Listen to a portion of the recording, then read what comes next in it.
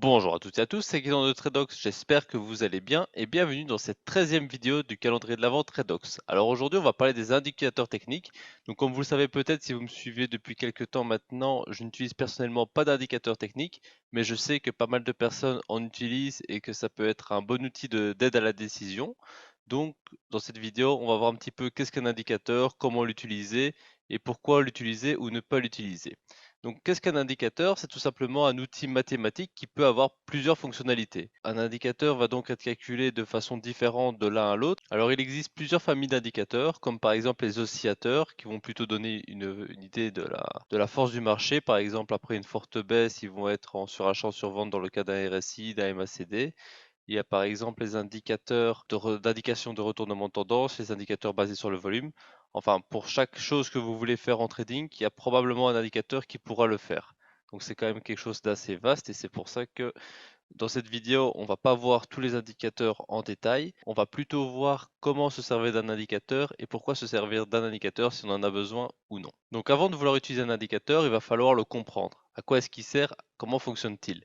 Donc la première étape sera de regarder tout simplement comment est-ce qu'il fonctionne au niveau de son calcul de l'indicateur afin de comprendre quelle variable de celui-ci dépend. Parce que certains indicateurs vont dépendre du prix, d'autres des volumes, donc il y a plusieurs éléments qui peuvent être pris en compte dans le calcul de l'indicateur.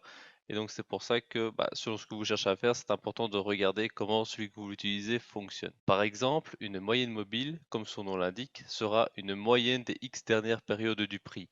Donc ça peut être calculé sur le cours d'ouverture, de clôture, c'est un paramètre qu'on peut définir, mais globalement c'est juste la moyenne des dernières périodes. Ça peut servir par exemple à donner la tendance. Une fois que ce travail de recherche, donc que vous savez à quoi sert l'indicateur et comment il fonctionne, la deuxième étape sera d'observer le comportement de cet indicateur ainsi que de son utilité par rapport au marché. Donc pour regarder notre exemple de moyenne mobile, celle-ci peut avoir plusieurs rôles. Comme j'ai dit juste avant, ça peut servir à indiquer la tendance, à servir d'un point d'appui pour le marché par exemple. Je vais vous mettre à l'écran une moyenne mobile pour vous montrer plus en images ce que je veux dire. Alors moyenne mobile, voilà. On va mettre une moyenne mobile simple, parce que comme vous pouvez le voir, pour les indicateurs, il y a souvent plusieurs méthodes de calcul. Ici, on va juste mettre simple sur, par exemple, 100 périodes. Donc là, à chaque fois, la moyenne va être sur les 100 dernières périodes. Et donc, comme on peut le voir, ça donne surtout la tendance ou non, parce qu'ici, par exemple, sur la gauche, on a une phase de range.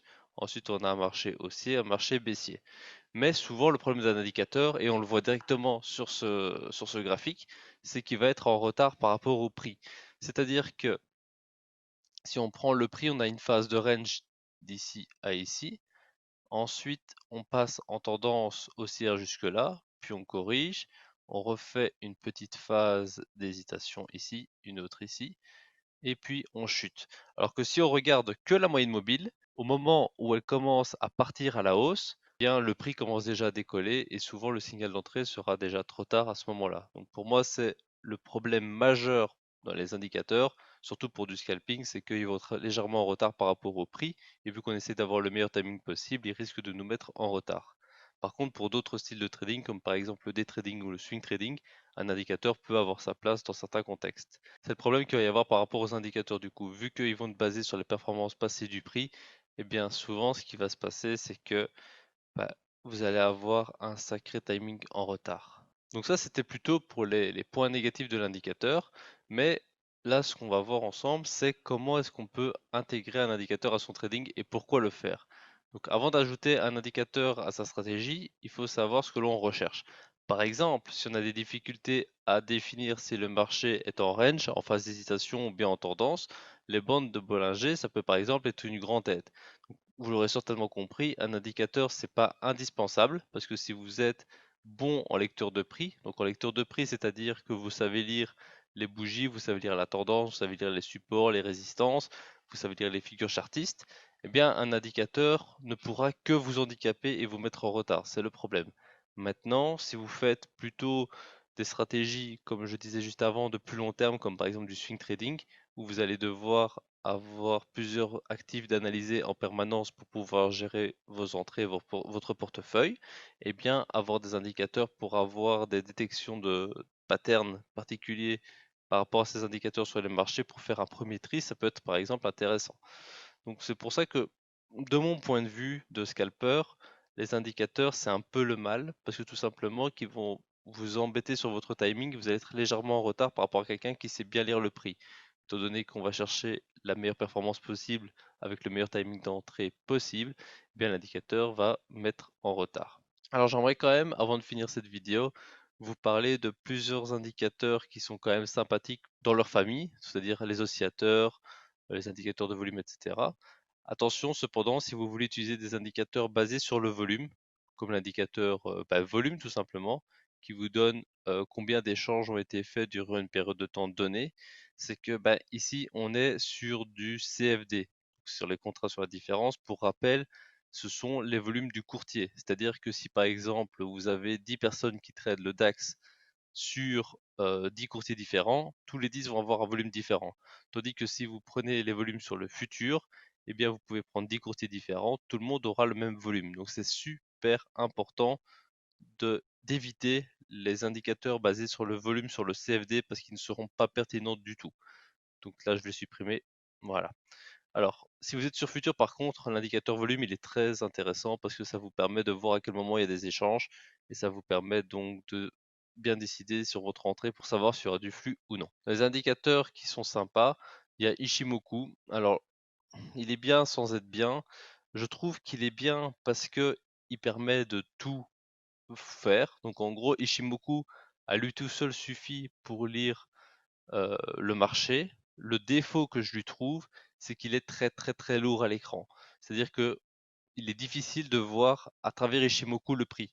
On ne sait plus voir les figures chartistes, on ne sait plus voir les configurations de bougies, ça prend beaucoup trop de place à l'écran.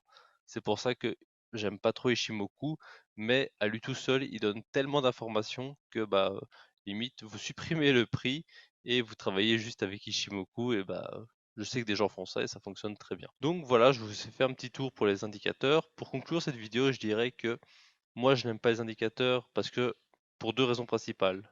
C'est en retard, donc je trouve qu'ils vont empiéter sur ma performance, et surtout, ça sabote mon prix. Moi, j'aime bien voir le prix que lire le marché dans son état le plus pur possible. Donc moi, j'ai mes chandeliers et je lis le prix comme ça, c'est ce qui me convient le mieux. Maintenant, libre à vous de trouver ce qui vous convient le mieux. Tout le monde n'est pas obligé de faire la même chose. Si vous êtes intéressé par la lecture du prix en tant que tel, la vidéo de demain, ce sera justement sur ce sujet-là, le price action.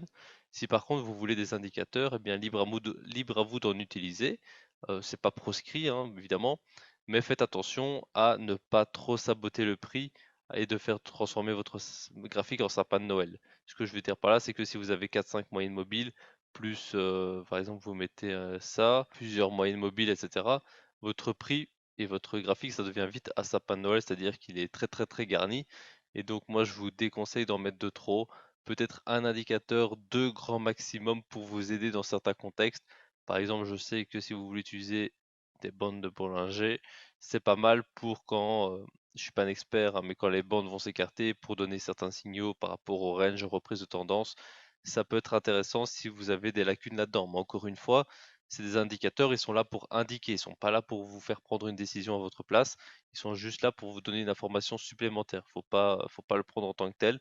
Et comme je dis tout le temps, normalement, si vous savez faire sans indicateur, vous aurez une meilleure lecture de prix et donc sur le long terme, vous serez plus rentable que quelqu'un avec des indicateurs. Donc je dis pas qu'avec les indicateurs, on ne peut pas être rentable.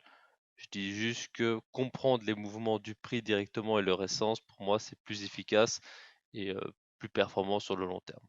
Donc voilà, j'espère que cette 13e vidéo du calendrier de la vente Redox vous a plu. Dites-moi en commentaire si vous êtes plutôt price action ou si vous êtes plutôt avec des indicateurs, si oui, lesquels. Et moi, je vous retrouve dès demain à 18 h pour la prochaine vidéo. Et d'ici là, passez de bons trades.